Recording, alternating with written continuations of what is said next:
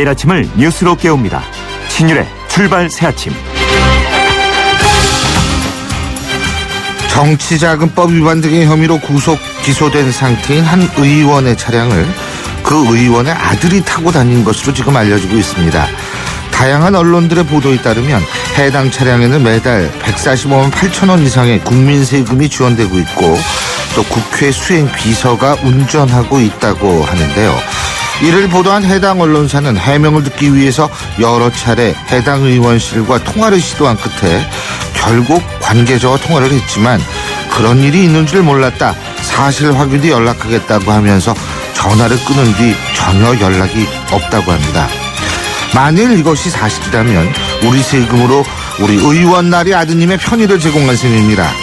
지금 구속 기소된 상태에서도 가족들이 이런 짓을 하고 다닌다고 가정을 했을 때 정신 차리기에는 한참 좀 시간이 필요한 것 같죠. 물론 극히 일부고 또 이런 사례는 좀처럼 찾아볼 수 없다고 하는데 하지만 이런 사례가 한 건이라도 나타나면 정치와 국회에 대한 국민적 불신과 증오는 더 커질 겁니다. 할 말 없게 만드는 오늘 아침입니다. 신율의 출발 새아침 오늘 순서 시작합니다.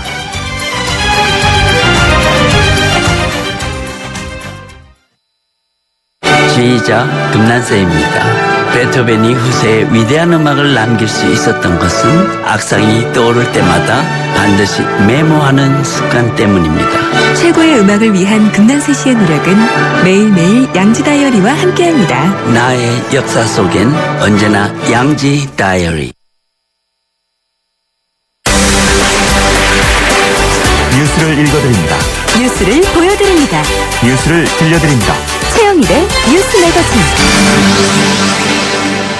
지금까지 들어온 뉴스 정리해 보겠습니다. 최영일 시사평론가 나와 계십니다. 어서 오십시오. 안녕하세요. 예, 자 사자방, 네. 삿바. 뭐 계속 이런 제 카피를 해주셨는데. 맞습니다. 예, 참 그 얘기 빼먹었다. 오늘이 11월 첫 번째 목요일이네요. 그렇죠. 예. 비도 뿌리고 스산합니다. 예, 맞습니다. 아, 으슬으슬 하더라고요. 저는. 맞습니다. 예. 근데 오늘 카피 어떤 예, 거죠? 좀 밝게 해보고 싶었는데요. 예. 무용입니다. 무용. 무용. 아, 이게- 무용론 할 때 무용? 네. 아닌가? 춤할 때 맞아요. 댄스. 춤추는 무용 댄스. 이건 참 멋지고 즐거울 텐데요. 예. 물론 아니고요. 예. 유용의 반대 무용. 아. 쓸모가 없다. 이런 뜻이죠. 그렇군요.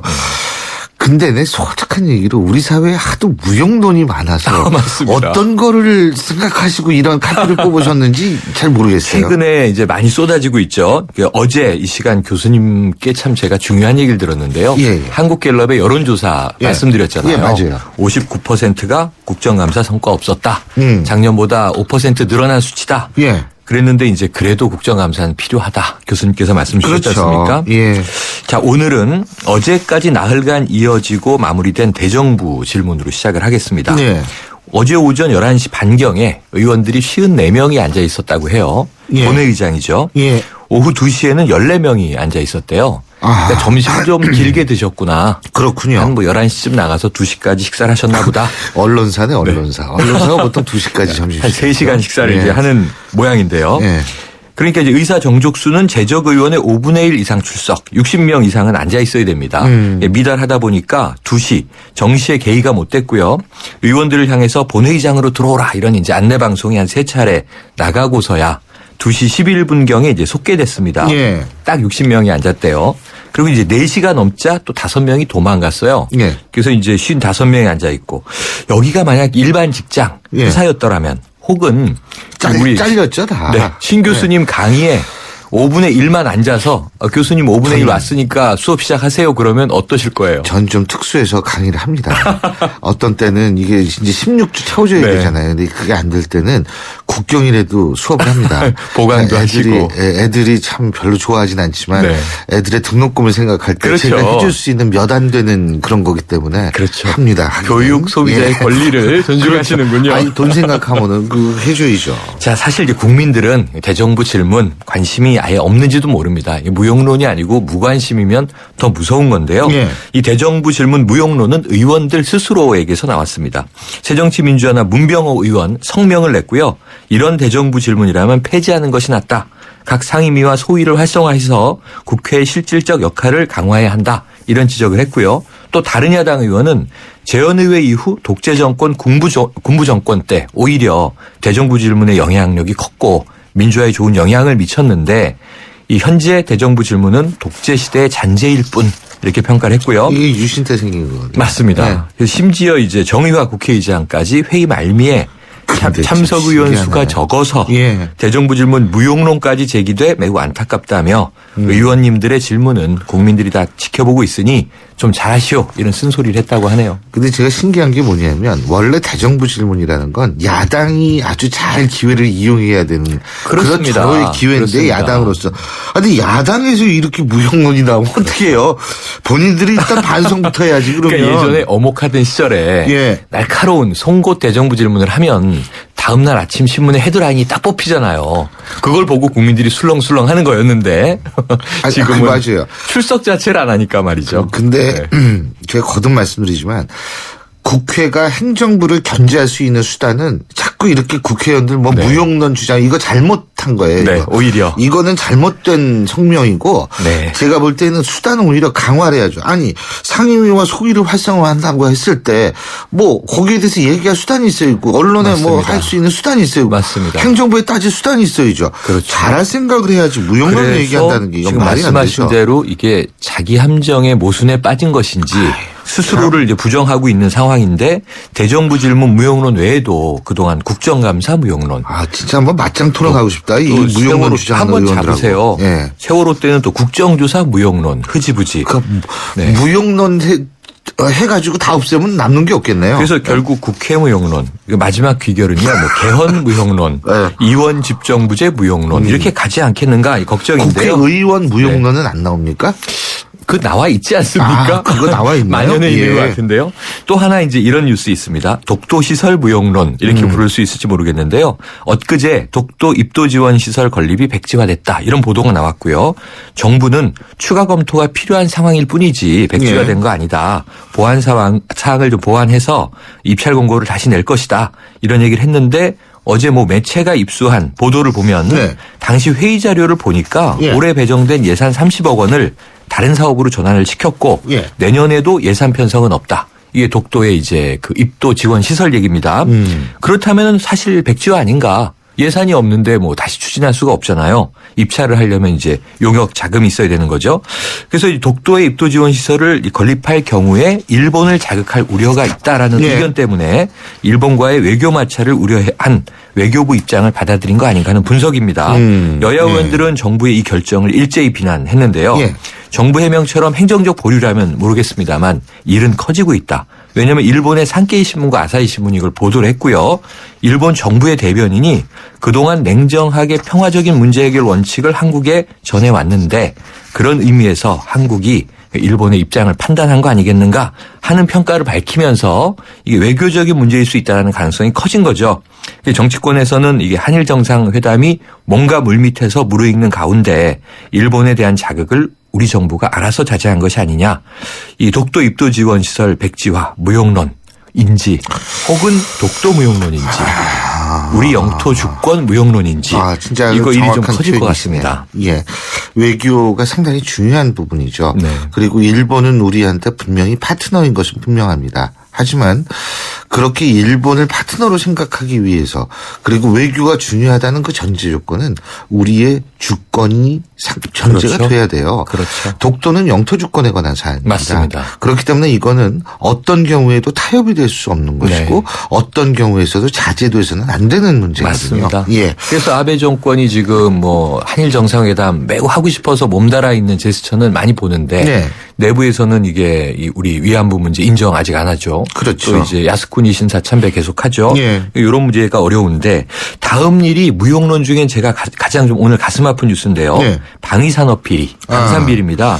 이거 재래식 무기, 첨단 무기 뭐 하나 제대로 나라를 지킬까 싶은 것이 없어 보이는 상황인데 예. 이 일전에 특전사 방탄복이 북한 소총에 뚫린다. 그럼 그 무거운 거를 왜 입고 뛰어야 되는지 전투력이 떨어지는 거죠. 예. 이 어제 뉴스는 함정의 방열 팬들이 경찰이 비싼 프랑스제라고 서류를 위조하고 대만제는? 사실은 대만제였다. 싸구려였다.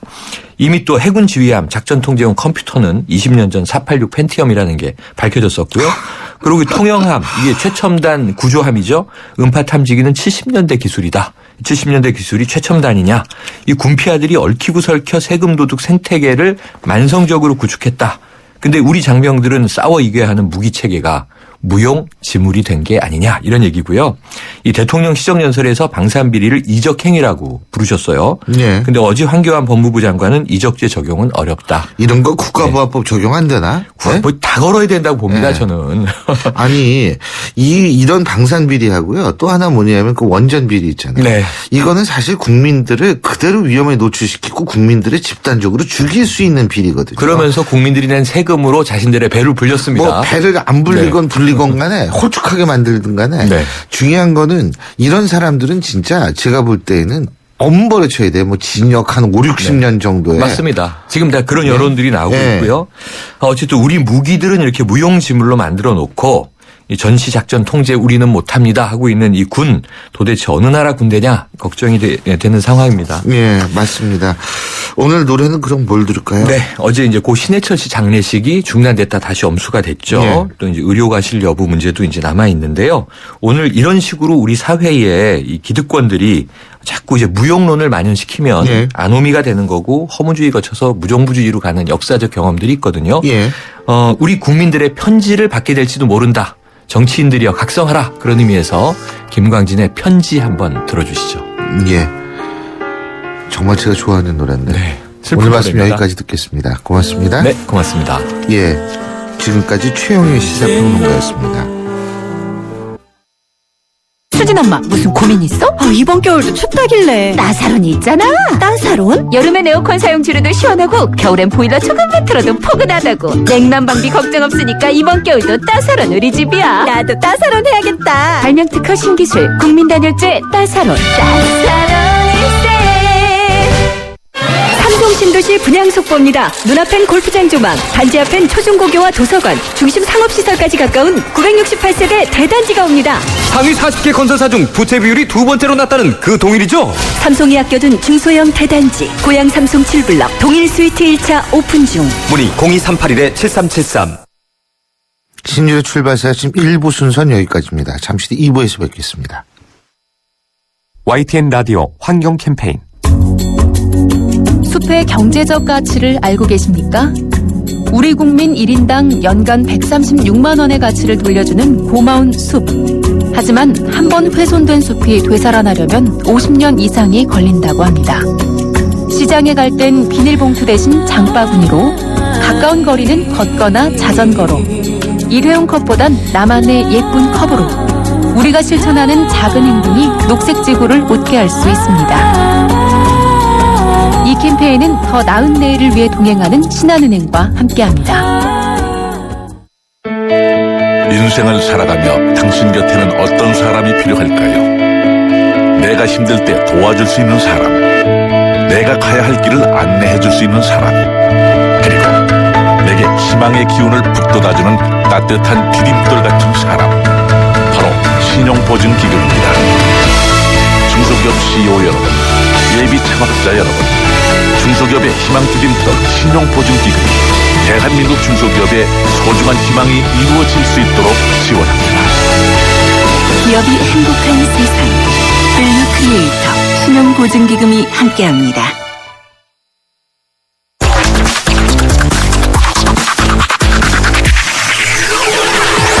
신유의 출발 새아침 신율의 출발 새아침 2부 순서 광고 듣고 시작하죠. 100년의 편지 써보셨나요? 지금의 마음을 영상이나 음성 편지로 보내주시면 정해주신 미래의 날짜에 전해드리겠습니다. 10년이 걸리든 20년이 걸리든 꼭 전해드리겠습니다. 변치 않는 마음을 전하는 SK텔레콤 100년의 편지. 지금 티스토어에서 다운받으세요. 한국타이어가 전하는 겨울 소식. 겨울이 오기 전에 사람은 김장 준비, 동물은 겨울잠 잘 준비하는데 그럼 자동차는? 겨울용 타이어 미리 준비해야죠. 한국타이어 홈페이지에서 예약하시면 선물을 드립니다. 11월 15일까지 드라이빙 이모션 한국타이어. 여보, 컨덴싱 보일러로 바꿨더니 가스비가 정말. 그래, 가스비만 줄어도 저렇게 좋아하던 때가 있었지. 국내 최초 전기까지 만들어주는 컨덴싱 전기발전 보일러. 컨덴싱 보일러, 여기까지 왔다. 국가대표 보일러 평동나비엠. 여러분은 지금 대한민국 유일의 보도 채널 YTN 뉴스 FM에서 보내드리는 신율의 출발 새 아침을 듣고 계십니다. 상원 의원과 하원 의원 그리고 주지사를 뽑는 미국 중간선거 결과 공화당이 압승했습니다. 압승이라고 표현한 거는 접전지 13곳 중에 뉴햄프셔주 한 곳만을 제외하고는 모든 곳에서 공화당이 승리할 만큼 민주당이 완패했기 때문인데요. 미국 현지에서는 이번 결과 어떻게 분석하고 있는지 알아보겠습니다.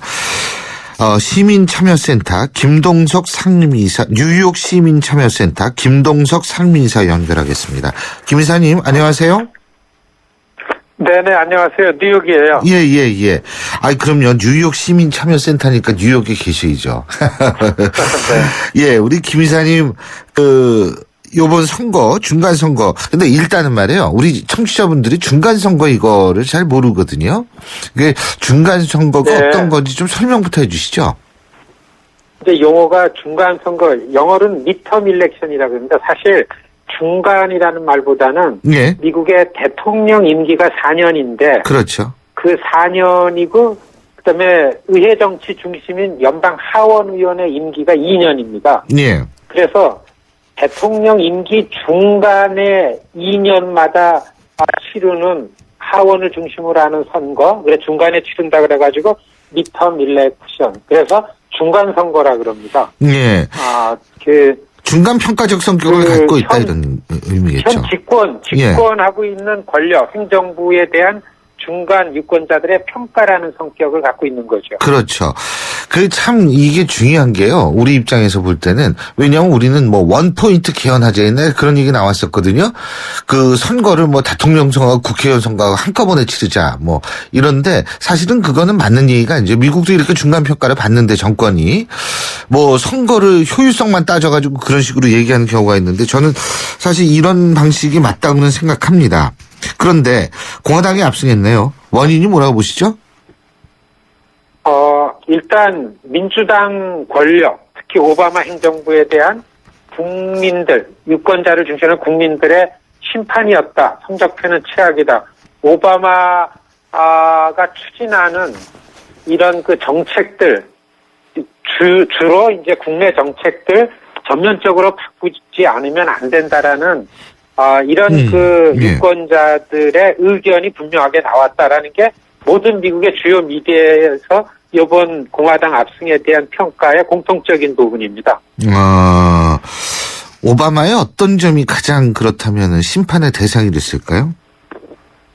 이번 선거, 중간 선거, 특히 대통령 선거가 아닌데도 불구하고서 양쪽 당을 지지하고 지원하는 이런 그 정치권 바깥의 세력들이 많이 개입을 한 선거였습니다. 이번 선거 준비하는 기간 동안 오바마 대통령이 민주당 의원들도 오바마 대통령이 자기 지역에 도와주러 올까봐 겁이 낼 정도로 민심이 이반이 돼 있었었죠.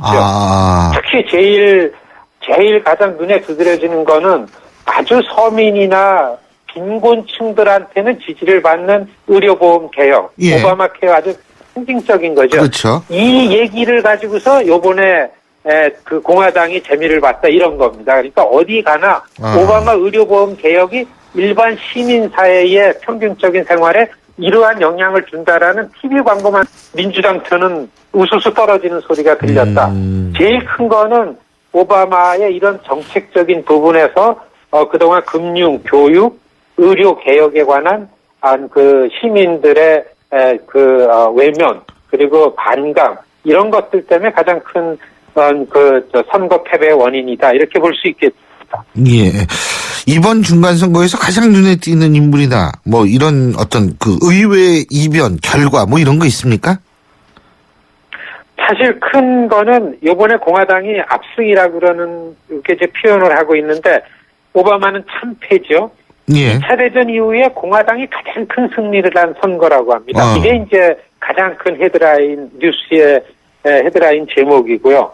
그 다음에는 남북전쟁 이후에 선출직의 상원은 사실 백인들이 장악해오고 특히 시니어들, 백인의 나이든 아주 원로한 백인 정치인들이 갖고 왔는데 남북전쟁 이후로 그러한 부분이 가장 견고하게 있던 남부 지역에서 선출직의 흑인 상원의원이 이번에 탄생됐습니다. 사우스캐롤라이나에. 그래서 이분 뉴스가 아주 이제 미디어에 굉장히 각광을 받는 뉴스가 되고요. 49살의 팀 스캇이라는 사우스캐롤라이나의 흑인이 그 상원의원으로 당선이 됐죠. 예. 여기에 맞춰서 뉴저지 주의 그 코리 부커라는 45살의 흑인이 상원의 유권자들의 선출에 의해서 흑인 2명이 이제 상원에서 당은 다르지만 같이 활동을 하게 됐다는 게 뉴스거리고요. 그 다음에 연방의회에 여성이 100명이 넘어선 선거입니다, 이번이요. 이번에 선거 결과로 연방 상하원에 여성 의원들 숫자가 100명이 넘어섰다. 예.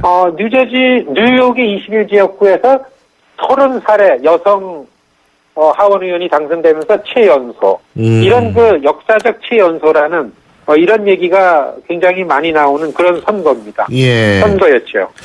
어쨌든 흑인 상원 의원, 전 그 부분이 참 기분이 좋네요.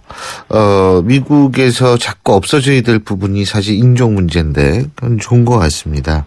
우리 한인 유권자들은 이번 그 선거 결과 어떻게 생각하고 계십니까, 현지에서?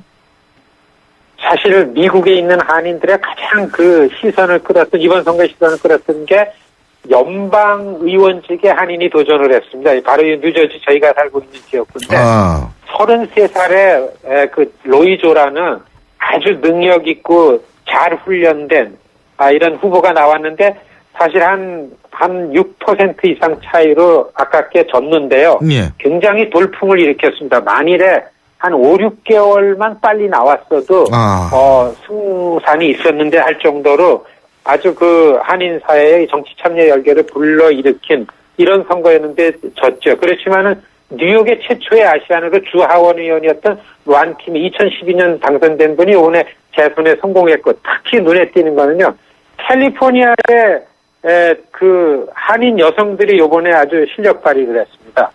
그 미셸 박이라는 그 오렌지 카운티의 큰 지역구의 시장에 버금가는 슈퍼바이저급의 선출직에 당선이 됐고, 또 외교위원장 오랜 참모를 했던 영킴이라는 여자분이 캘리포니아 주 하원에 당선이 됐고요. 그 다음에 샌프란시스코 또 슈퍼바이저의 제인 킴이라는 여자분 당선이 됐죠. 그리고 뉴저지 주의 CEO로 나온 네 분이 당선이 되고, 요번에 한 65 내지 70% 당선이 돼가지고 비교적 점점 시간이 흐를수록 미국에 있는 한인들의 선출직의 진출이 눈에 띄게 넓어지고 많이 훈련되어지고, 저는 굉장히 모멘텀이 될 거다 이런 기대를 하고 있습니다. 이거 중요하죠. 사실 우리 김동석 그 이사님은 한인 유권자 센터를 오랫동안 이끄시고, 사실 그동안 그 미국에 살고 있는 한인 교포들이 신기하게도 미국 정치에 관심이 없고 한국 정치에 관심이 많았거든요. 그런데 이렇게 그 성공한 미국인 그리고 성공한 현지인으로 자꾸 정착을 한다는 것은 굉장히 긍정적인 것 같습니다. 뭐 국내 정치야 우리 대한민국 국민들이 다 알아서 할 테니까 미국에 계신 분들은 또 미국의 정치에 능동적으로 참여하셔서 본인의 이익을 보호하고 또 지켜내야겠죠. 예. 그러면 어쨌든 여소야대가 됐고요. 오바마 지금 압승을 공화당이 했는데 어떤 정책 변화가 있을 것 같다고 보십니까? 사실 오바마 대통령 겁먹은 거죠. 2년 남았는데 뭘 해야 되겠는데. 그래서 오늘 선거 끝나자마자 오늘 오후 2시인가에 백악관에서 기자회견을 했어요. 예. 공화당하고 협력할 거다. 그렇지만 내가 양보할 수 없는 거는 있다. 이런 메시지를 내놨습니다. 예. 이전하고 다르게 많이 협력할 거다 해가지고 어제 밤에서부터 한 30몇 명의 주로 공화당 쪽에서 당선되는 상원 의원 중심으로 전화로다가 이제 좀 만나자. 아마 금요일 날 여야 새로 지도부에 있는 분들을 백악관으로 초청해서 그 회담 약속이 돼 있고요. 그렇지만은 지금 오바마 대통령이 아마 그 이민 개혁이라는 문제가 이제 가장 올해가 지나가기 전에 이거를 어떻게 성사를 시키는 건데 앞으로 이 네임덕 섹션에서는 그 이민 관련한 오바마 대통령의 액션이 공화당이 선거를 이긴 이런 분위기에서 어떻게 작동이 될 건가가 아마 뉴스의 초점이 되지 않을까 이렇게 생각이 됩니다. 예. 이번 중간선거 통해서 뭐 대권 후보 같은 거 부상한 사람 없습니까? 그렇죠. 여러분들 이미 물 건너가지 않았나 했던 공화당의 대권 주자였던 이 뉴저지 주지사 크리스 크리스티 주지사 뭐 많이 뉴스가 돼가지고 많이 알겠는데 요번 중간 선거에 선출된 주지사를 비롯한 연방직 의원들이 2016년 대통령 선거를 위한 각 당의 대의원이 됩니다. 당연직 대의원이요. 그러니까 이번 선거에 나온 사람들을 얼마나 많이 자기 사람으로 만드냐에 따라서 자기 당의 후보가 되는데 크리스티 주지사 조용히 전국에 있는 아직까지 공화당 주지사 협의회 회장입니다. 크리스티가. 그래서 요번에 굉장히 큰 성과를 냈어요. 조용히 다니면서 자기 당의 주지사들을 선거운동을 해줘가지고 4개 지역에서 민주당 지역을 뺏어왔어요. 메릴랜드, 일리노이, 플로리다 너무 크지요. 위스콘신. 4개 주의 주지사를 크리스티 주지사가 당선을 시킴으로써 다시 한번 공화당의 2016년을 향하는 이런 그 후보로서의 면모를 요번에 딱 나왔다고 할 수 있고요. 그 외에 많은 공화당 쪽에 공화당이 이기니까 굉장히 유리해졌죠. 굉장한 춘추 전국 시대라고 할까 이런 대권의 생각인 사람이 나올 거라고 보고요. 민주당에서는 역시 힐러리 클린턴이 이제 선두죠. 이분이 민주당을 재건, 회복 그리고 다시 정치 세력을 확보하는 데에는 제일 유리해서 오늘 아침에 뉴욕 타임즈에는 곁들여서 민주당이 졌는데도 불구하고서 2016년을 향해서 힐러리 클린턴에 관한 기사가 거의 이 전면 기사로 나올 정도로 뉴스의 초점은 이제 그리로 옮겨져 가고 있습니다. 그렇군요. 지금 뉴욕은 몇 시예요? 지금 5시, 오후 5시 반. 그렇군요. 저는 아침부터 참 인터뷰 응해서 감사하다는 말씀을 드리려고 그랬는데 그게 아니네요. 이제 퇴근할 시간이시네. 예, 오늘 말씀 여기까지 듣겠습니다. 고맙습니다. 네, 안녕히 계십시오. 예. 지금까지 뉴욕 시민참여센터의 김동석 상임이사였습니다. 경제 컬럼니스트 정철진의 경제시선. 경제 뉴스 정리해 보겠습니다. 정철진 경제 컬럼니스트 연결합니다. 안녕하십니까? 네, 안녕하십니까? 예. 삼성그룹 채용제도 전면 바꾼다 그러죠? 예. 그렇습니다. 근데 올해는 아니고 내년 하반기 대졸 공제부터 적용된다고 하는데. 네. 어떻게 바뀝니까? 일단 기본 취지가 있습니다. 이 직군별로 다양화하겠다. 직군별로 다양화된 인재를 뽑겠다. 뭐 이런 전제를 깔아서요. 이 기존의 방식에다가 직무 적합성 평가를 하나 더 낀다. 그러면서 이건 어떻게 평가하느냐. 직무 에세이를 제출하는 방식으로 평가하겠다. 이렇게 발표를 했습니다. 그러니까 이제 지금은 삼성그룹에 지원할 때 그 유명한 이 SSAT, 삼성 직무 적성 검사 시험을 이렇게 보는데요. 그 전에 이 적합성 평가를 한번 해야 됩니다. 그래서 거기를 통과한 사람만 이 SSAT를 보게 하겠다 이런 거니까요. 그러니까 내년 하반기 공채부터는 어떤 순서가 되느냐. 처음에 직무 적합성 평가 SA를 통해서 먼저 받고요. 여기서 통과된 사람이 SSAT 시험을 보고요. 이후 실무 면접, 창의성 면접, 임원 면접 이렇게 5단계를 통해서 삼성맨이 된다. 이런 채용제도가 바뀌었습니다. 근데 제가 왜 첫 소설에 다루냐면은 이 삼성그룹의 채용제도가 굉장한 세간의 중심입니다. 취업 준비생들한테. 그래서 큰 뉴스기에 이렇게 뽑아봤습니다. 맞습니다. 근데요. 네.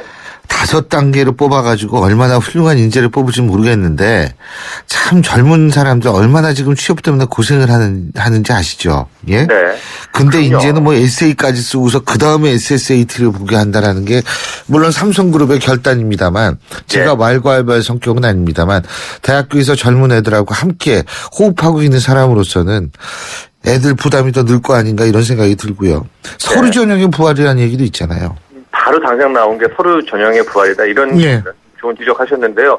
실은 이 삼성 고시라고 불리는 SSAT, 막 학원도 있고, 그 문제도 기발하고, 스터디도 하고 막 그렇습니다. 근데 이게 왜 인기가 있었냐면은 누구나 다 이제 볼 수 있다. 그런 시험입니다. 그래서 네. 해마다 20만 명이 몰립니다. 근데 이게 1995년에 열린 채용 제도를 하겠다. 이렇게 된 후에 20년간 유지가 되는 건데, 이제 그동안에 삼성 측에서도 해마다, 이건 너무 많이 오고, 일종의 또 부작용도 생기고 이래서 그 전에 하나를 이제 거르자라고 해서 나온 게 이 직무 에세이를 통한 직무 적합성 평가입니다. 그런데 바로 이제 이게 나오니까 야 그러면은 직무 적합성 평가할 때 에세이 쓸 때 다시 한번 과거처럼 뭐 학교 보고 스펙 보고 이러면서 한번 걸러내는 거 아니냐 이런 좀 뭐 지금 의심 뭐 비난 이런 것들이 좀 나오고 있습니다. 근데 당장의 삼성 측은 절대 그런 거 아니다. 이 직무 에세이 쓸 때 뭐 여기 출신 대학이나 뭐 어학연수 어디 다녀왔어요. 영어 잘해요. 이런 스펙 쓰는 게 아니라 정말로 자신이 지원하는 직군별로 필요한 직무 역량에 대한 내용을 쓰는 거다라는 이제 얘기를 했고요.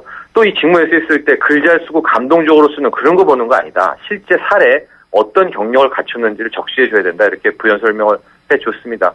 그리고 이제 이 학기 몇 가지 더 밝히면은 이제 올해 초에 한번 잠깐 뭐 또 거의 일주일 내내 좀 떠들썩했던 게 대학 총장 추천제 있지 않았습니까? 맞습니다. 예, 그거 이제 하겠다라고 하다가 막 약간 반발 나오니까 예. 좀 떠들썩했었는데 여기에 대해서도 다시 한번 못 박았습니다. 도입할 계획은 없다. 대학 총장 추천제 안 한다. 예. 다만 하지만 이제 지방대학 35%, 저소득층 5% 할당한 이 열린 채용제 과거에 했던 이 취재는 이제 앞으로 바뀌어도 그대로 살릴 것이다 이렇게 돼 있는데요.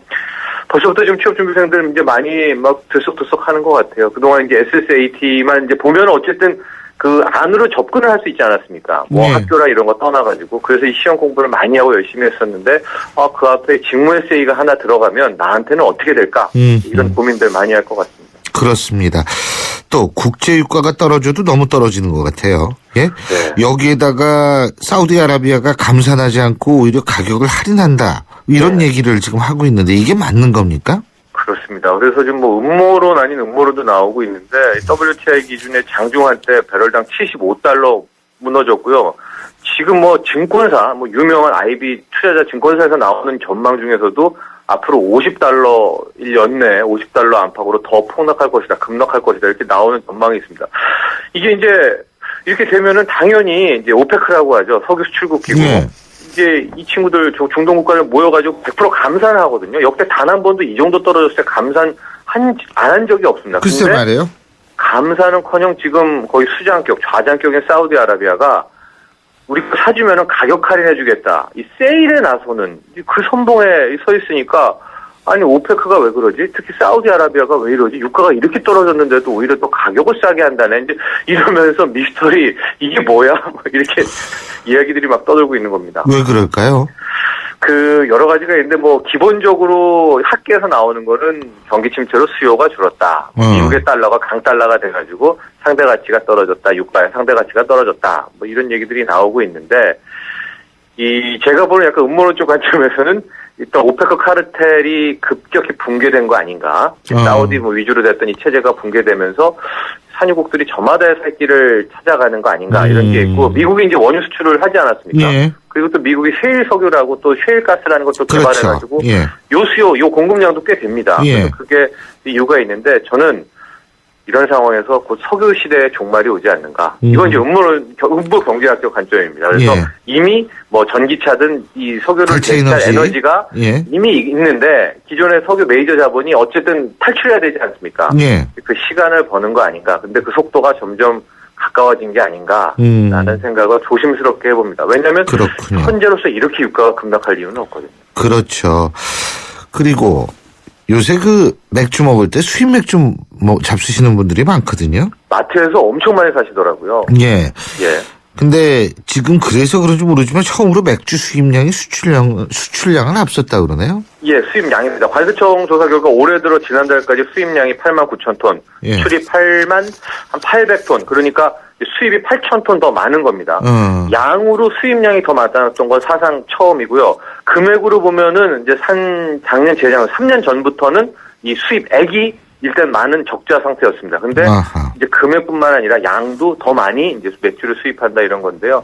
뭐 분석 많습니다. 이 유럽연합 FTA 체결함으로써 관세 효과 떨어져가지고 유럽 맥주, 뭐 네덜란드, 벨기에, 독일 싸졌다. 소비자 입맛이 다양해졌다. 뭐 이런 내용들. 근데 이제 국내 업체들이 너무 안이한 거 아니냐 이런 주장이 많고요. 저도 여기에 좀 동조합니다. 이 상품 개발을 좀 해야 되는 거 아닙니까? 국내 맥주들은. 그렇죠. 예, 너무 예. 국내 소비자들 뭐 입맛을 무시한 게 아닌가. 아유, 맞습니다. 듭니다. 예, 오늘 말씀 잘 들었습니다. 고맙습니다. 감사합니다. 지금까지 정철진 경제 컬럼니스트였습니다. I started this war killing Germans in Africa. Now I'm killing Germans in Germany. 역사를 바꾼 그들의 불가능한 전쟁이 시작된다. 300 of them. We had run before. Why are we gonna run now? Come on! We are on our own. Here we go. 브래드 피트, 로건 레먼, 퓨리. 11월 20일 IMAX 대개봉. 15세 이상 관람가. 쉐보레의 놀라운 혜택과 함께 찾아온 쉐보레 11월의 크리스마스. 지금 쉐보레에서 스파크, 크루즈, 캡티바를 구매하시면 최대 3년 무이자 할부 또는 차종에 따라 최대 200만 원 할인까지. 전시장 및 홈페이지 참조, 일부 모델 제외 11월 30일까지. Chevrolet, find new roads. 당신의 아파트는 평택의 비전을 품었는가? 삼성 반도체가 선택한 평택의 개발 비전. KTX 신평택역 개통 예정으로 더 빨라지는 미래 가치. 평택 비전 푸르지오. 선점하십시오. 평택의 프리미엄. 11월 오픈 1670-7087 대우건설. 안녕하셔요. 저 비단이구만요. 알뜰한 우리 음에 가족들 챙기는 데는 아낄 줄을 몰라요. 알뜰한 주부님들 통신비만큼은 M모바일이 아껴드릴게요. 스덤폰 무대로 유심만 바꾸면 통신비가 최대 반값. 따질수록 KT 알뜰폰 M모바일. 가입문의 1899-5000번. 신율의 출발새 아침 2부 순서는 여기까지고요. 잠시 뒤 8시 10분 3부에서 뵙겠습니다.